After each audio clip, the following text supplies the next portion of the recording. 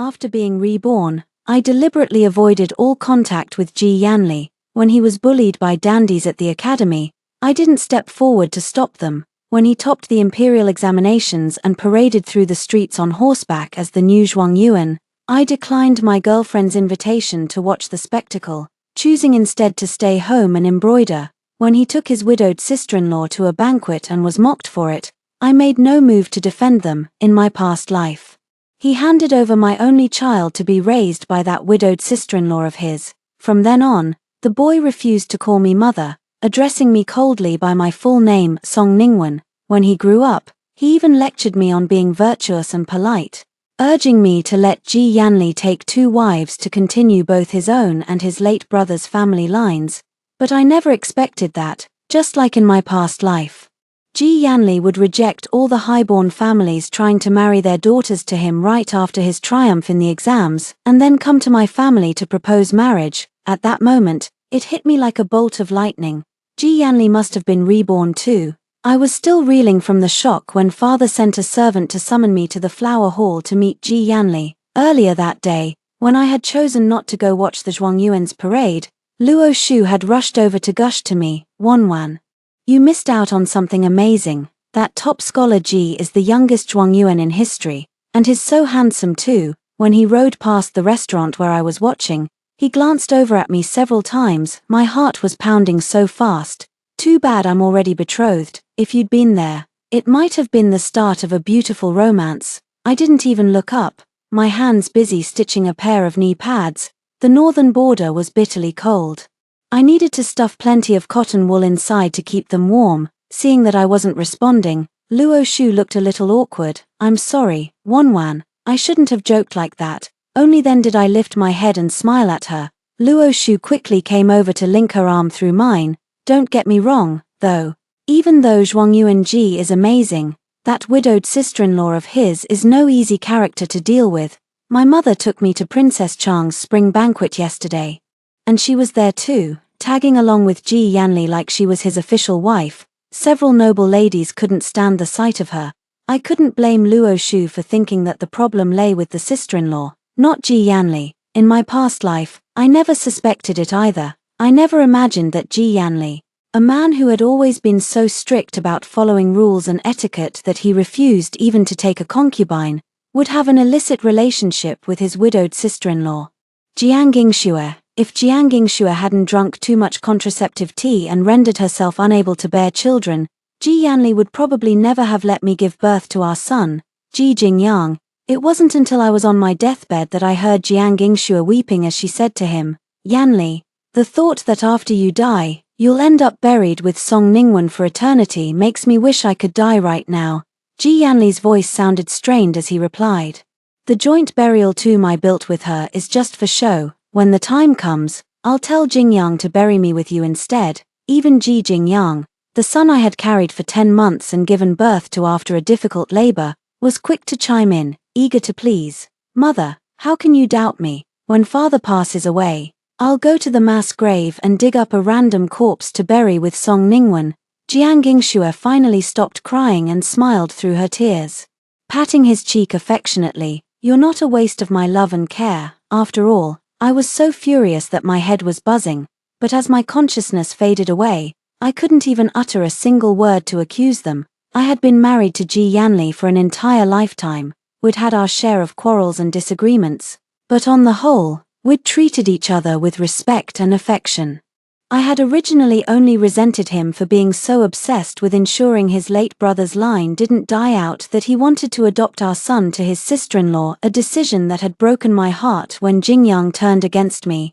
But I never thought that he and Jiang Yingxue had been carrying on behind my back all along. I, his legal wife, was nothing more than a pretty decoration he put on display for the world to see. For an entire lifetime, he and Jiang Yingxue had made me their fool. And now he was here, proposing to me again. No doubt he'd looked around and decided that I was still the easiest to deceive. My father was the headmaster of the academy. He had always admired hardworking, poor scholars like Ji Yanli. When I followed my maid to the flower hall, father smiled warmly and said, "Yanli, this is my daughter Ningwen. She's read a few books too." Ji Yanli's eyes were blazing with intense emotion as he looked at me. Miss Song. I averted my gaze, refusing to meet his eyes, and curtsied respectfully. Father, Mrs. Luo invited me to pray to Buddha today. Her carriage is already waiting at the gate. Mrs. Luo was my mother's closest friend from her maiden days. She had married far away to the northern border. She had only returned to the capital recently to handle her daughter Luo Shu's marriage arrangements. Her husband was General Luo, a trusted confidant of the emperor. Everyone in the capital gave her face, as expected. Father didn't press me further when he heard that. I accompanied Mrs. Luo to Dazhao Temple and lit an eternal lamp for my late mother. Mrs. Luo looked at me, her eyes growing red with emotion. Wanwan, even though your mother is no longer with us, I still remember the betrothal we agreed on when we were girls, to marry our children to each other. If you don't mind the bitter cold of the northern border, I'll ask the general to go to the Song mansion to propose marriage next month when he returns to the capital to report on his duties. From now on, I'll treat you like my own daughter. I took a pair of thick, padded knee pads out of the satchel I was carrying. Before mother passed away, she told me about this betrothal too. I'm deeply grateful that you and brother Luo don't look down on me. Of course I'm willing to go to the northern border.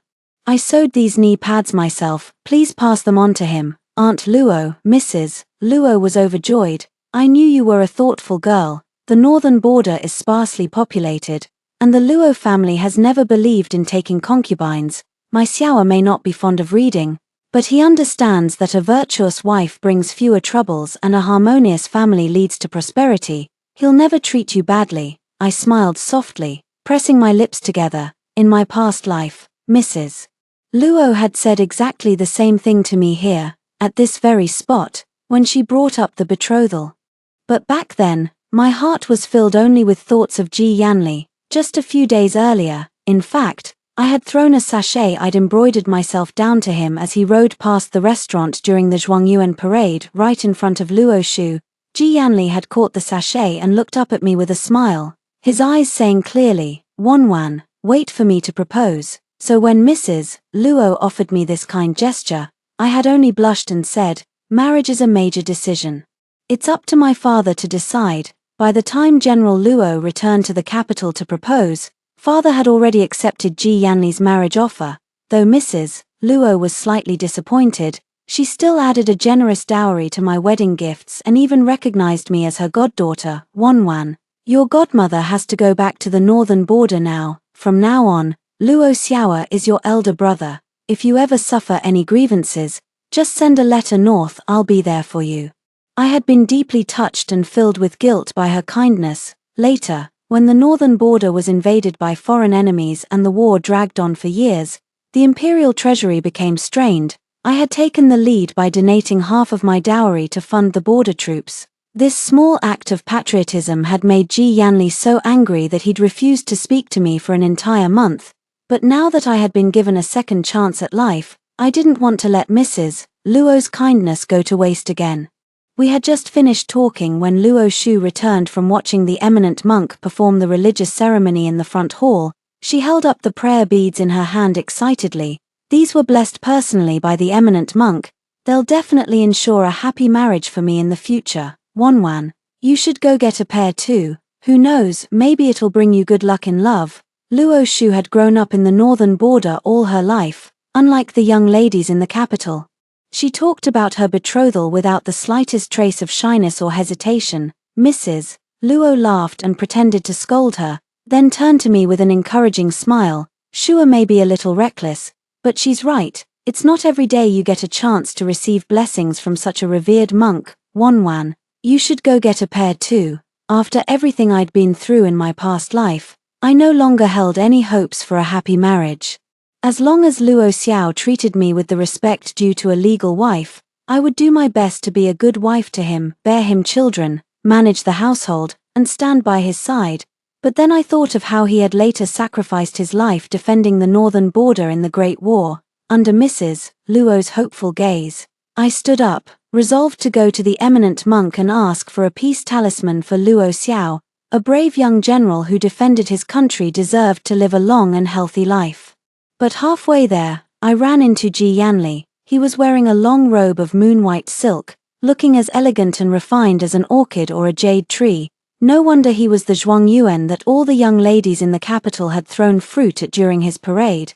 But the moment I thought about his sordid affair with Jiang Yingxue, my stomach churned with disgust. As if he hadn't noticed the coldness on my face, Ji Yanli stepped forward and blocked my path. Miss Song, I accompanied my sister-in-law here to pray to Buddha, but the temple is already full, and there are no more private meditation rooms available. Would you be so kind as to take my sister-in-law to Mrs. Luo's private room to rest for a while? No, I refused without a moment's hesitation, my voice cold as ice.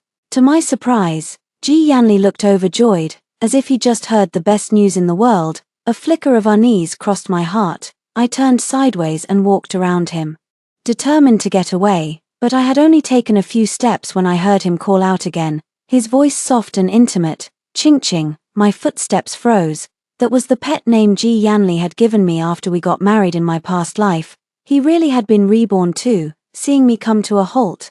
Ji Yanli's voice brimmed with excitement. I knew it, you're back too. Ching ching, father-in-law said he'd ask for your opinion. Once you nod, we can be together again. I turned around, fixing him with a glare tinged with faint anger. Prior to today, we were strangers. Please show some decorum, Lord Ji. A flicker of confusion crossed Ji Yanli's face. After a moment of silence, he shook his head and broke into a confident smile.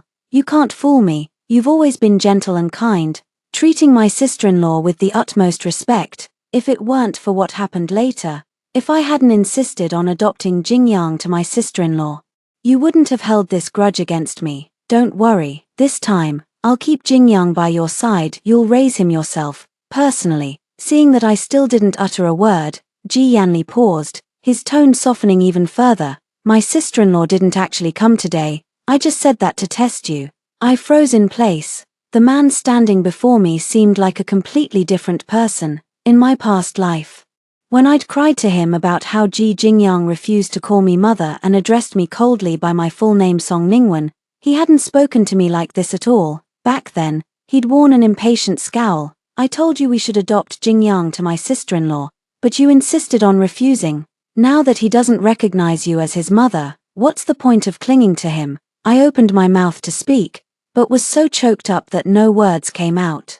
Ji Jingyang had barely turned 1 month old when he'd used the excuse of letting me rest well to carry the baby off to Jiang Yingshue's room. If Jiang Yingxue hadn't been stirring up trouble behind my back, how could Ji Jingyang have refused to call me mother? Later on, Ji Jingyang even tried to persuade me. Uncle has no heirs. If you won't let me be adopted by him, then let father take 2 wives to continue both family lines. Marry aunt, please. At the time, I still didn't know about their illicit relationship, let alone that I would never be able to have another child.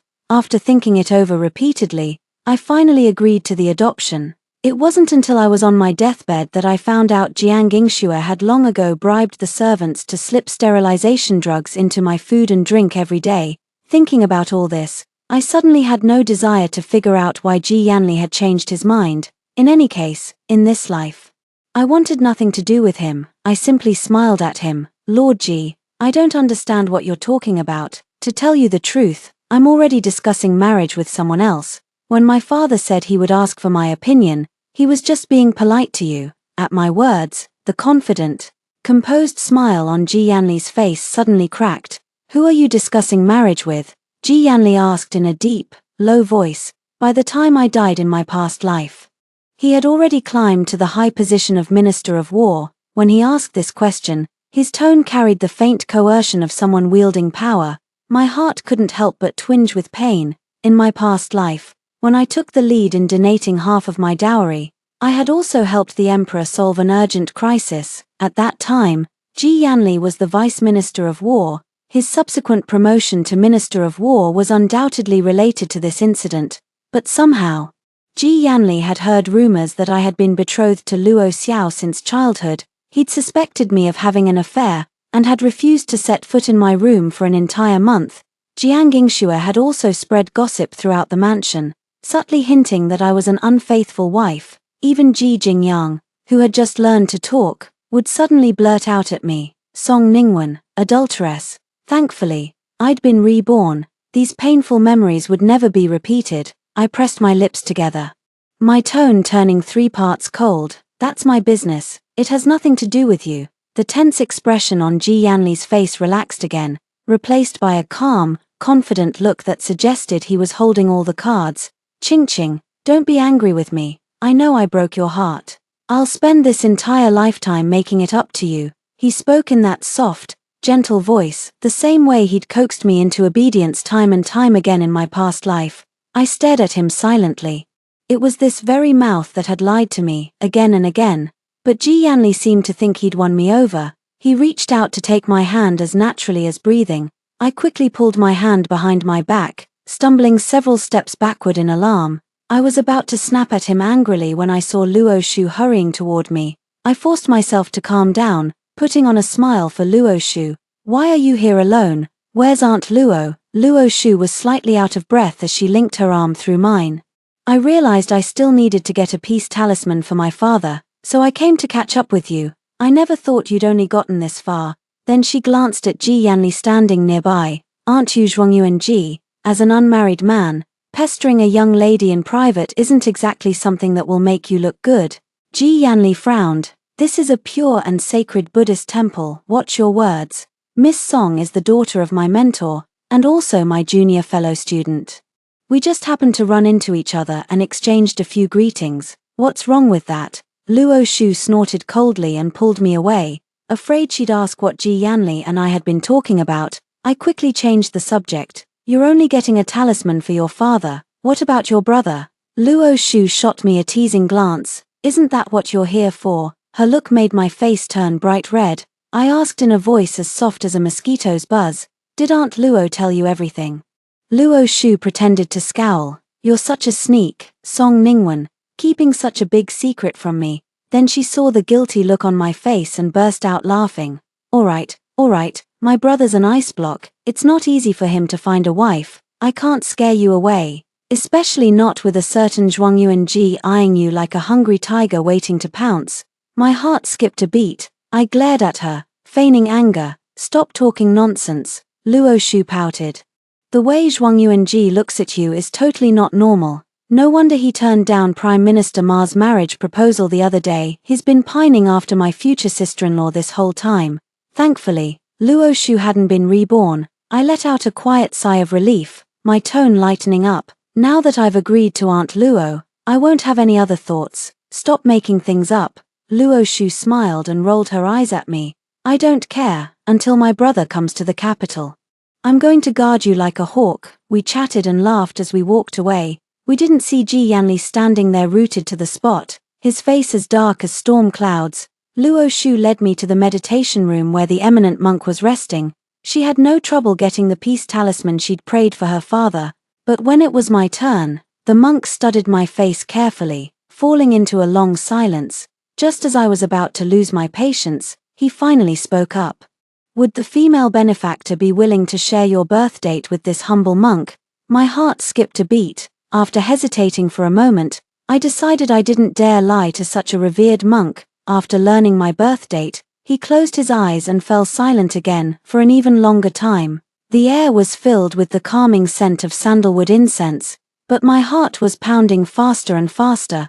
Could there be something wrong with my marriage to Luo Xiao? Or had the monk seen through me, realized that I was a reborn soul, an anomaly? Very well, the monk sighed, breaking through my chaotic thoughts. A blessed woman shall not enter a household without fortune.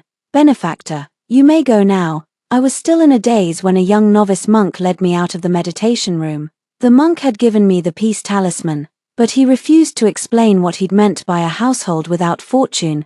Had he been referring to the Luo family, or the Ji family?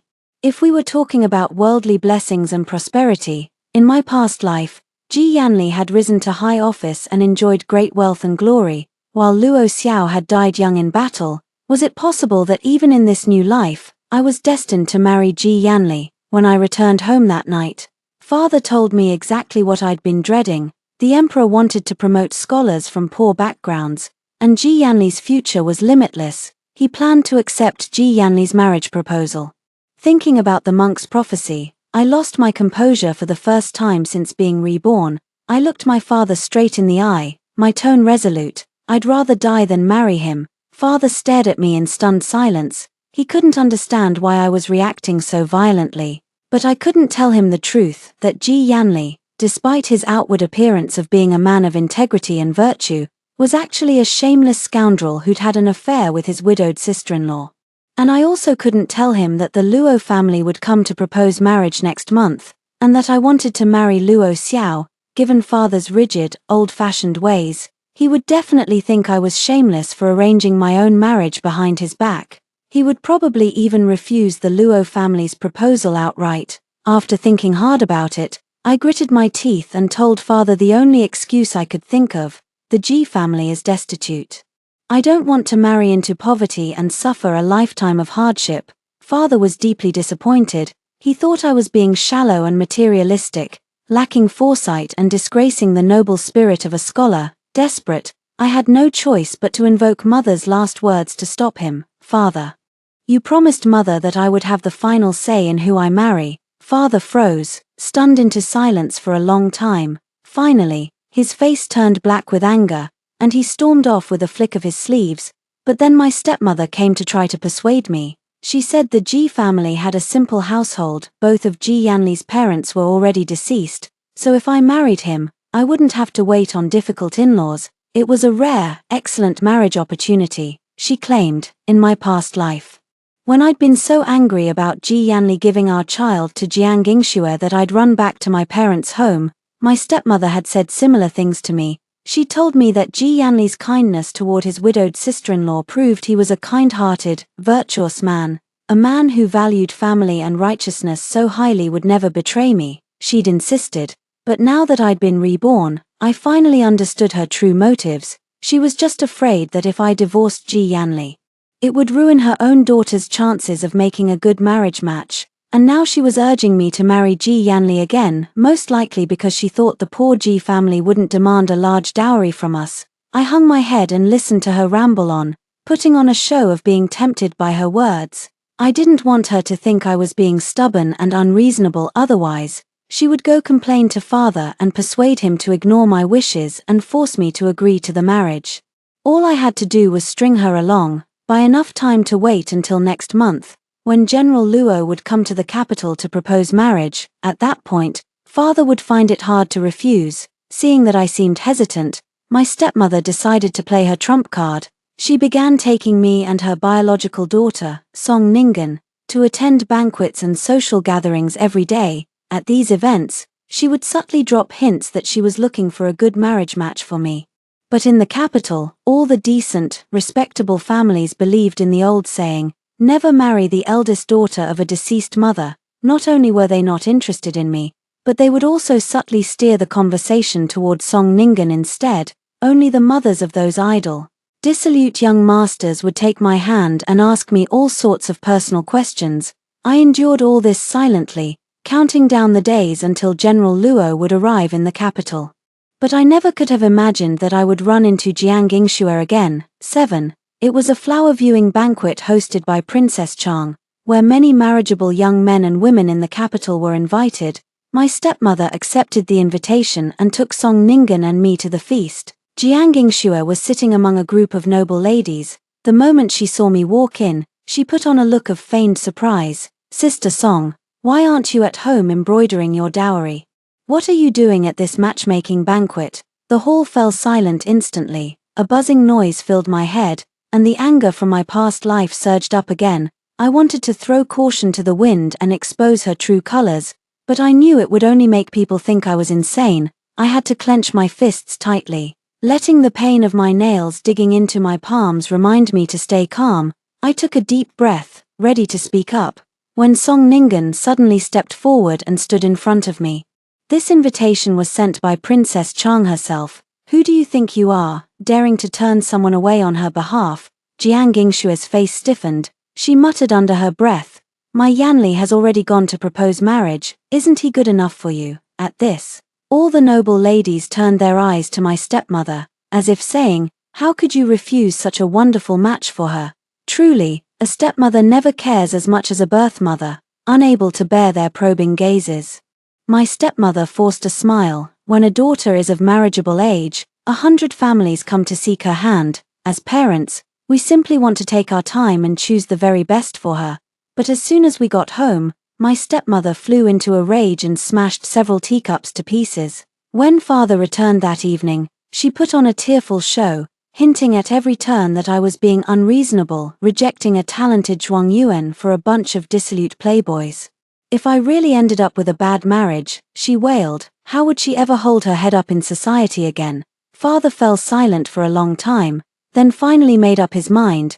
Wanwan, last time I asked you to meet Yanli, you were in such a hurry to go pray to Buddha that you left early. Tomorrow, I'll ask him to come again. You two should have a proper talk. If there are no issues, we'll proceed to match your birth charts. I stared at father in stunned silence.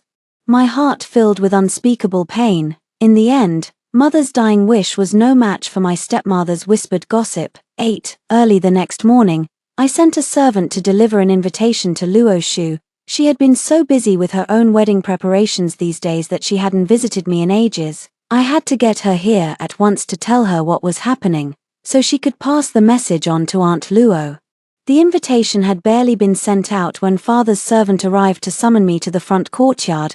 Father and Ji Yanli were sitting in the small pavilion, having just finished a game of chess. When I approached, father gave a few brief instructions to the servants and then left, leaving me alone with Ji Yanli. Two young servants stood at a distance, close enough to keep an eye on us but far enough away that they couldn't hear our conversation. Father had truly gone to a lot of trouble to arrange this private meeting for us. If I hadn't been reborn, I might have actually felt my heart flutter like a young girl's. But now, I simply stood as far away from him as possible, my voice cold as ice. No matter what you say, I will never marry you. Ji Yanli froze for a moment, a hint of suppressed anger creeping into his tone. So who are you going to marry? That Luo boy who's destined to die young, since we were having a showdown anyway. I no longer bothered to deny that I had been reborn. Yes, I'd rather be a widow than marry you. Ji Yanli spat out 3 sharp goods, his face turned livid as he glared at me. Ingxue was right all along. You did have an affair with that short-lived fool, that's why you donated half your dowry to his army so generously. At this point, I no longer cared about defending myself. Across 2 lifetimes, I had never even laid eyes on Luo Xiao, so I just let out a sneering laugh. What do you have to compare to him? He's a hero who defends his country and protects his people. And you? I fixed my gaze on the rage simmering in his eyes, my voice growing colder with every word. You're nothing but a beast who committed adultery with his own widowed sister-in-law. Ji Yanli staggered back as if struck by lightning, his entire body trembling. The most shameful, hidden secret of his heart had been laid bare for me to see. Panic and shame flooded his eyes. After a long while, he finally managed to speak, his voice strained and hoarse. It's not what you think. I stared at him coldly, giving him no room to evade the truth. You go around mouthing empty words about honoring your late brother and taking care of his widow.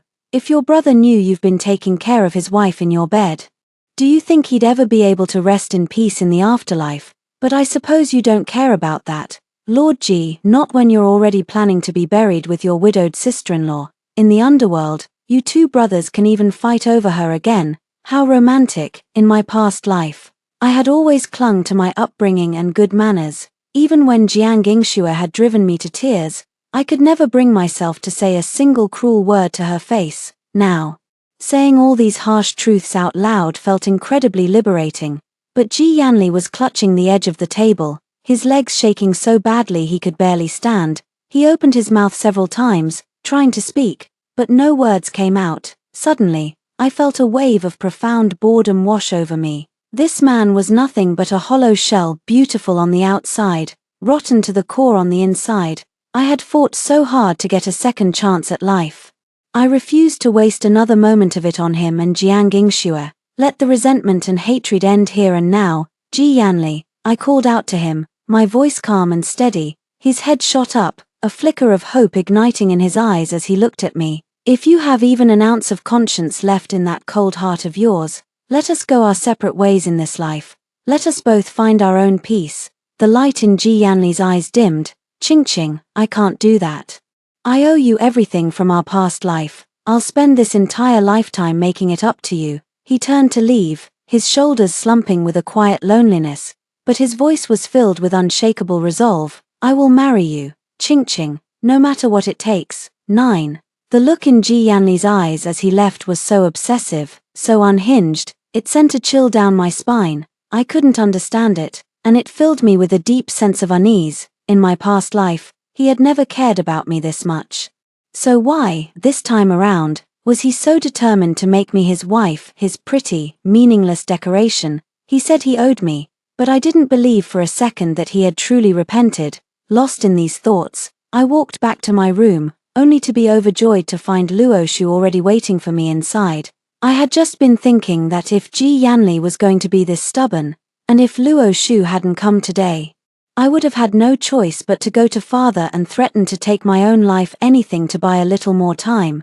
Thankfully, the Luo family never let me down. I told her everything that had happened, from start to finish, then I took her hands in mine, my voice earnest and sincere. "I have no more shame left to hide.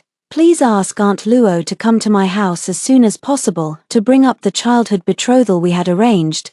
Luo Shu laughed and pinched my cheek playfully. "You were always destined to be my sister-in-law. My father's personal guards arrived last night with a message. He'll be home tonight." I let out a long, relieved breath. Thank goodness. Luo Shu pointed to her own nose, pretending to be offended. "You should be thanking me. I left my mother all alone to handle the preparations for my father's homecoming, just to rush over here to see my future sister-in-law." We burst into laughter, the tension in the air finally lifting. Outside the window, the sky had cleared after the rain, the sun shining brightly once more. I knew, deep in my heart, that this life would be different. I would never repeat the mistakes of my past. 10. It wasn't long before I became officially betrothed to Luo Xiao. Aunt Luo handled everything with remarkable grace and efficiency. She not only sent General Luo to come to the Song Mansion in person, accompanied by Luo Xiao himself, to formally propose marriage. She also invited Princess Chang to act as our official matchmaker. Coupled with the Luo family's long-standing reputation for loyalty and integrity in the imperial court, father was absolutely delighted, agreeing to the marriage without a moment's hesitation. Although my stepmother was a little sore about having to prepare a generous dowry for me, she quickly consoled herself with the thought that my marriage to the prestigious Luo family would also improve her own daughter Song Ningguan's marriage prospects. In the end, she threw herself into helping with the wedding preparations with great enthusiasm.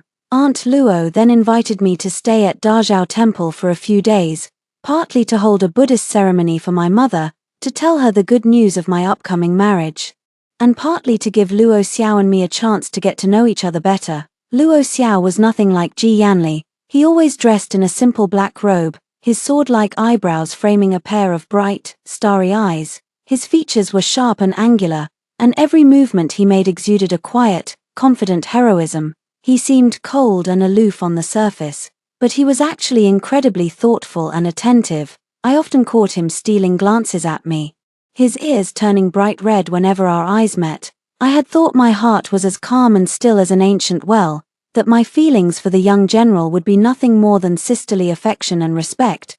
But whenever I met his warm, dark gaze, my heart would flutter uncontrollably, skipping beats like a nervous schoolgirl's. The days at Dazhao Temple passed in a peaceful, happy blur, and soon it was time for me to leave.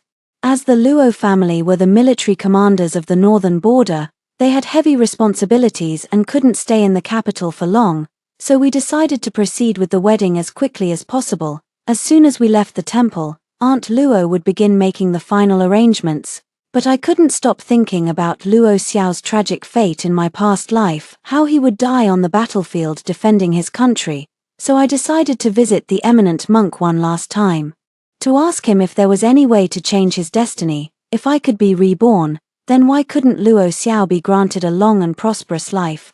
The monk closed his eyes and fell into a long meditation. When he finally spoke, he only gave me 8 words. "Karma has been settled, there is no need for worry." My heart leaped with excitement. I pressed him eagerly. Does that mean young General Luo's fate has been changed, that he will live a long life now? But the monk refused to say anything more, simply waving his hand to signal a young novice to show me out. Uneasy and anxious, I walked out of the meditation room, I had just bid farewell to the novice and stepped onto the path when my heart suddenly began to pound violently.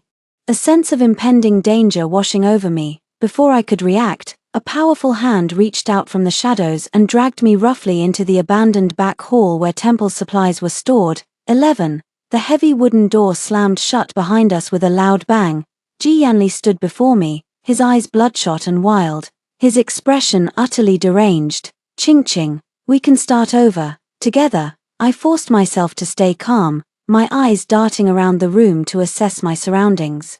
In the center of the empty hall, a bizarre, glowing array had been drawn on the floor, its symbols unfamiliar and ominous. A wave of terror washed over me. I stared at Ji Yanli in disbelief. Have you completely lost your mind? You have a brilliant future ahead of you. You'll rise to the highest ranks of government. You'll have wealth and glory beyond your wildest dreams. Countless noble ladies in the capital would kill to marry you. Why are you so determined to drag me down with you into death? You don't even have an heir yet. If you die now, your family line will end with you. I racked my brain, trying to think of the thing Ji Yanli had cared about most in my past life, hoping to use it as leverage to calm him down, but Ji Yanli only tightened his grip on my wrists, his fingers digging into my flesh painfully. No, this isn't how it's supposed to be. I need to start over, with you. He began dragging me toward the center of the glowing array, step by step. The difference in our physical strength was too great. No matter how hard I struggled and resisted, I was forced closer and closer to the center of the strange symbols. As a brilliant white light began to emanate from the array, I closed my eyes in despair, waiting for death to come. 12. But the expected death never came. The back hall door was pushed open, and a shrill woman's voice rang out. Song Ningwen, you shameless hussy, you're already betrothed, yet you still seduce other men. I opened my eyes. It was Jiang Yingxue. When she saw the scene in the hall was nothing like the tryst she'd imagined, she froze on the spot. Ji Yanli frowned slightly and shot back without hesitation. You're the one who throws herself at men like a cheap whore.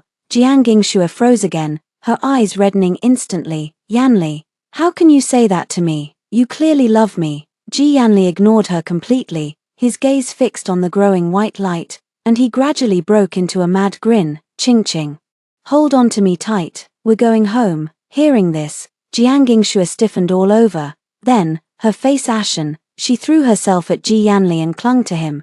Don't leave me behind. Yanli, please, don't abandon me. I have no one but you. Yanli, her pleas were cut short by a heart-wrenching scream of pain.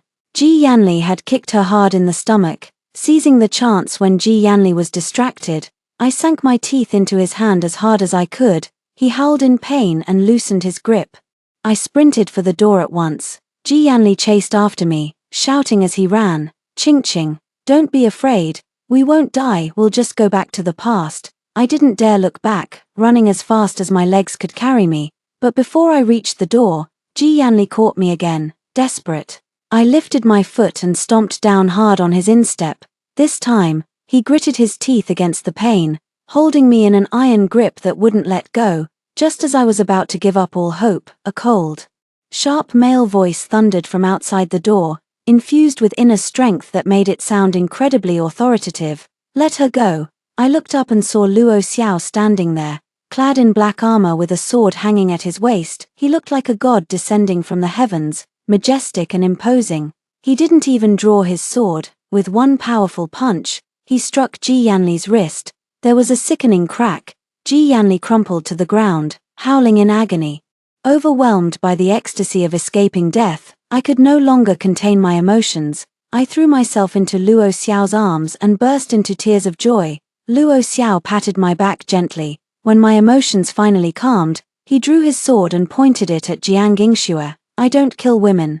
Get out of here before I change my mind. Jiang Yingxue hesitated for a moment, but her will to live prevailed. Clutching her aching stomach, she slunk away in disgrace. Left alone, Ji Yanli's face turned ashen, his eyes burning with hatred as he glared at Luo Xiao. You short-lived fool, you'll be joining me in hell soon enough. Luo Xiao shot him a look of disdain, as if he were staring at a pile of filth. Killing you would dirty my hands, but you dared to practice witchcraft in a royal temple. I will report this to the emperor personally. With that, Luo Xiao turned away from him, Never sparing him another glance, he took my hand and led me out of the hall, #13. By the time we left Dajao Temple and returned to the capital, we learned the whole story. A few days earlier had been the anniversary of Ji Yanli's brother's death. Drunk and disoriented, Jiang Yingxue had mistaken Ji Yanli for her late husband and thrown herself at him, begging for intimacy. Afterward, Ji Yanli had fled to his study, his face as white as a sheet and his clothes disheveled. He'd even ordered his servants to lock Jiang Yingxue in her room, forbidding her from leaving. Originally, this was just a sordid family secret meant to be buried forever, but somehow, word had gotten out and now everyone in the capital knew. Our dynasty had always placed the utmost importance on ethics and morality. After this scandal broke, people looked at Ji Yanli with newfound revulsion. All the high-ranking officials and noble families who'd once been eager to marry their daughters to him quickly changed their minds. Even the emperor himself grew disgusted with his new top scholar. After telling me all this, Luo Shu grinned mischievously and asked, "Guess who was behind spreading the news?" It hit me like a bolt of lightning. "It was you." Luo Shu laughed and waved her hand modestly, "And my brother too." I stared at her in surprise. I'd never imagined that the seemingly cold and aloof Luo Xiao would resort to such tactics. Luo Shu seemed to read the confusion on my face and explained, "After I told my brother about how Ji Yanli had been pestering you non-stop, he was worried that Ji Yanli might stir up trouble and ruin your mood, so he sent 2 spies to keep an eye on the Ji mansion. He planned to recall them only after we'd successfully held your wedding and you'd left for the northern border. Who knew we'd get lucky?" The spies overheard the whole sordid story. When my brother heard their report, he just frowned. But I wasn't about to let that slide. How dare that scum set his sights on my future sister-in-law? I immediately spent a little money and had the story spread all over the capital. I grasped Luo Shu's hand tightly, my voice filled with gratitude. Words can't express how thankful I am. I was no saint who believed in turning the other cheek. Although I'd already decided to let go of the past, it felt incredibly satisfying to get my revenge. #14. After our wedding, I left the capital with General Luo's family to travel to the northern border. Luo Xiao may have seemed cold and unapproachable on the outside, but in the privacy of our bedchamber, he was as passionate as fire. And just as she'd promised, Aunt Luo doted on me as if I were her second daughter. Luo Shu, we'd only traveled halfway when we received news from the capital. Ji Yanli's crime of practicing witchcraft in the royal temple had been proven beyond a shadow of a doubt. He'd been thrown into prison and sentenced to death by beheading in the autumn. Jiang Yingxue hadn't made any attempt to save him. Instead, she'd sold off all her property, taken the silver, and fled the capital in the middle of the night. But her escape was short-lived. She'd been robbed by a band of mountain bandits, who'd stolen her money and left her body to rot in the wilderness. Their fates had been completely rewritten. I couldn't help but wonder, could Luo Xiao's fate be changed too? #15. When we finally arrived at the northern border, I donated half of my dowry to the Luo family army. The money was used to ensure that the soldiers had enough to eat, warm winter coats to wear, enough grain to feed their horses, and sharper, more powerful weapons. Somehow, perhaps because the Luo army was now better equipped and better prepared, the foreign invasion that had devastated the border in my past life never came. There were only a few minor skirmishes along the border, which were quickly resolved within a month. Luo Xiao did not die young in battle. Instead, he lived a long and happy life with me, and we had 3 children together. End of main story. Epilogue. Ji Yanli. 1. Jiang Yingxue was the most beautiful girl in our village. My older brother and I had grown up with her, and we'd both fallen in love with her when we were young. After my brother married Yingxue, I threw myself into my studies with even greater determination. Only by burying my head in my books could I forget the pain of watching the woman I loved become my sister-in-law. To earn the money for me to travel to the capital and take the imperial examinations, my brother had gone to sea with a merchant ship. Tragically, the ship had encountered a storm and sunk. My brother's body was never found. Yingxue had cried until her heart broke. I secretly vowed that I would make a name for myself, and that I would take good care of my sister-in-law for my brother's sake. I buried my love for Jiang Yingxue forever, alongside my brother's memorial tablet. She would always be the sister-in-law I respected and cherished. 2. Later, my sister-in-law accompanied me to the capital to take care of my daily needs. It was also during my studies at the academy that I met the headmaster's daughter. Her name was Song Ningwen. With her delicate features and graceful eyebrows, she was as beautiful as the autumn moon, like a figure stepped straight out of a poem.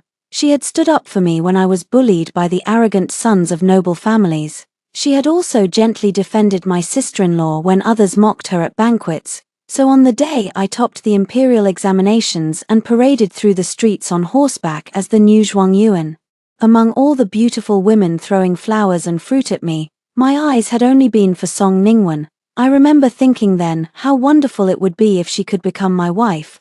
Never in my wildest dreams did I imagine that she would actually throw a sachet embroidered with her own hands into mine, and to my delight, she really did agree to marry me. 3. Shortly after our wedding, Qingqing became pregnant. I cherished her more than anything in the world, promising her that I would never take a concubine. But on the anniversary of my brother's death, my sister-in-law got drunk. She mistook me for my brother, stripped off her clothes, and pressed herself against me. I knew I should have pushed her away, but perhaps it was because I had not slept with Qingqing in a long time, or perhaps I had also drunk too much that night, or maybe, deep down, my love for my sister-in-law had never truly died, it had only been waiting for a chance to reignite. In any case, we had spent the night together as husband and wife, for I had thought that we could keep this shameful secret between us, pretending that this absurd night had never happened. But to my horror, my sister-in-law soon discovered that she was pregnant. She had begged me tearfully to let her keep the child, but I had hardened my heart, forcing her to take medicine to abort the baby. After that, Yingxue could never have children again. She then begged me to adopt Qingqing's first child for her to raise as her own. I agreed. I owed her a debt, and I also wanted to ensure that my brother's line would not die out. Besides, Qingqing and I were still young. We would have many more children together. 5. But I never imagined that this decision would become an unbreakable rift between Qingqing and me. We fought countless times over the issue of Jingyang, until one day, Qingqing donated half of her dowry to the Luo family army defending the northern border. When Yingxue heard the rumors circulating in the capital that Qingqing had once been betrothed to Luo Xiao since childhood, she had told me at once. The thought that my beloved wife had once been promised to another man filled me with a burning sense of shame. I deliberately ignored Qingqing, hoping that she would come to me, begging for my forgiveness. But night after night, I lay alone in my study, waiting for her, but she never came. Instead, it was Yingxue who knocked on my door again. I don't know if it was out of spite toward Qingqing, or if I truly could not resist the temptation. Either way, Yingxue and I became secret lovers. In public, she was my virtuous sister-in-law. In private, she was my forbidden lover. The thrill of this illicit relationship had ensnared me completely, dragging me deeper and deeper into the abyss. 6. Qingqing never conceived another child after that. So the issue of Jingyang became the constant heartache of her life. She fell ill at a young age, wasting away day by day. When the imperial physicians told me she had only days left to live, my heart was shattered into a million pieces. By then, I had already regretted everything. Jiang Yingxue could not read a single character. Beyond the physical pleasure we shared, we had nothing in common. She was nothing like Qingqing, who was well-educated, knowledgeable, and skilled in everything from playing the qin to painting and calligraphy. If I had not made that one terrible mistake, Qingqing and I could have grown old together in happiness. So I made a decision. I ordered a joint burial tomb for Qingqing and me, reserving a place for myself beside her. I owed her everything. Even in death, I would spend eternity making amends. But when Jiang Yingxue found out about my decision, she flew into a rage. She screamed that she had never been able to compete with Qingqing in life, and she refused to be inferior to her even in death. She even threatened me, saying that if I insisted on being buried with Qingqing, she would expose our affair to the entire world. Once again, I had chosen to save my own reputation, betraying Qingqing for the last time. 7. After Qingqing's death, Jingyang was completely unruly without her gentle guidance. In a desperate attempt to win his affection, Jiang Yingxue spoiled him rotten, indulging his every whim. But spoiling a child is the same as destroying him. Sure enough, Jing Yang eventually committed a crime so terrible that it shook the entire dynasty. After Luo Xiao died in battle, the entire Luo family army had knelt before the emperor, their tears of blood soaking the ground, begging him to investigate the traitor who had betrayed their general. The emperor was furious. Under his orders, a thorough investigation was launched, and it was discovered that enemy spies had long ago bribed Jing Yang. They had tricked him into stealing documents from my study, making rubbings of everything he could find. Among those documents was the top-secret defense layout of the Northern Border Army. When I heard the news, I vomited a mouthful of blood. Everything was over. Jing Yang was publicly executed by Ling Kai, a slow and painful death by 1,000 cuts. Jiang Yingxue was stripped of her status and reduced to the lowest form of slavery. Only I was spared. The emperor, remembering all the dirty deeds I had done for him over the years, had a death row prisoner who looked similar to me executed in my place. I changed my name, shaved my head, and became a monk at Dazhao Temple. I studied under an eminent monk, hoping that the teachings of Buddhism would ease the endless pain in my heart. I thought that this was how I would spend the rest of my life, trapped in a cycle of regret and suffering, until one day, I found an ancient secret technique hidden in a dusty old scripture in the temple library.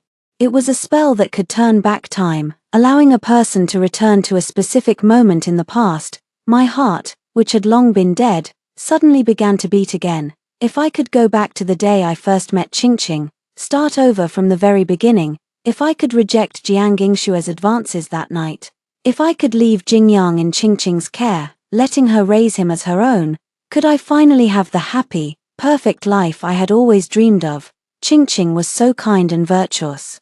She would have raised Jing Yang to be a good man, I was sure of it, but when my master found out about my plan, he locked me in solitary confinement for a month. He warned me that this was a forbidden technique of Buddhism, and that casting it would require a terrible price. But I could not resist the temptation of a second chance. I secretly performed the forbidden ritual behind my master's back. I traded my next life, condemning myself to be reborn as an animal, for the chance to turn back time. On that day, I held Qingqing's bones in my arms and stepped into the center of the array. A brilliant white light filled the sky. My wish had finally come true. Qingqing, I'm coming for you. In this life, I, Ji Yanli, will never let you down.